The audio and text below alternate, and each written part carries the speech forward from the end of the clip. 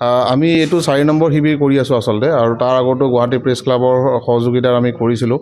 আৰু চৰাইদেউ প্ৰেছ ক্লাবৰ পৰা আমি এটা খবৰ পাইছিলোঁ যে এনেকুৱা ভিতৰুৱা এটা অঞ্চল, অসম নাগালেণ্ড বৰ্ডাৰৰ ওচৰত, তাতে এনেকুৱা বানপীড়িত তাত যথেষ্টখিনি মানুহ আছে। আৰু তেওঁলোকে আমাক সেই কথাটো কোৱাৰ পাছত আমিও নিজৰ ফালৰ পৰা আগবাঢ়ি আহিছিলোঁ, আৰু আজি এই শিবিৰটো এটা যৌথভাৱে আমি চৰাইদেউ প্ৰেছ ক্লাবৰ লগত কৰিছোঁ। আৰু আমাৰ ইয়াতে ডক্টৰ চাহ বাগিচাখিনিৰ পৰা আহিছে, 7জন ডক্টৰ আছে। তাৰপিছত আমাৰ মেডিকেল টিমো আহিছে, আপোনাৰ প্ৰায় 10গৰাকীমান মেডিকেল টিম, ফাৰ্মাচিষ্ট, নাৰ্ছ আহিছে।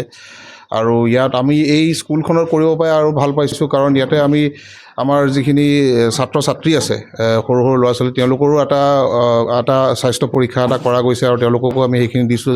তাৰ উপৰিও যিখিনি আমাৰ ইয়াৰ গাঁৱৰ যিখিনি ৰাইজ আছে, তেওঁলোকো উপকৃত হৈছে বুলি ভাবিছোঁ। সেইটো এটা আমাৰ ফালৰ পৰা এটা অতি ক্ষুদ্ৰ এটা প্ৰচেষ্টা। আৰু এই যোৱা 19 জুলাইৰ যি প্ৰলয়ংকাৰী বান আহিছিলে, তাৰপিছতে আমি চৰাইদেউ প্ৰেছ ক্লাবে বিভিন্ন সময়ত চিকিৎসা শিবিৰ, খাদ্য সামগ্ৰী বিতৰণকে ধৰি কেইবাটা কাৰ্যসূচী আমি লৈ আহিছোঁ।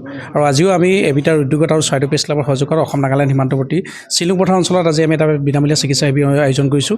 আৰু ইয়াত আজি যথেষ্ট সংখ্যক ৰাইজে ইয়াত উপস্থিত হৈ স্বাস্থ্য পৰীক্ষা কৰিছে। শিশুৰ পৰা বৃদ্ধলৈকে সকলো ইয়াত স্বাস্থ্যসেৱা কৰিবৰ কাৰণে এটা সুযোগ পাইছে।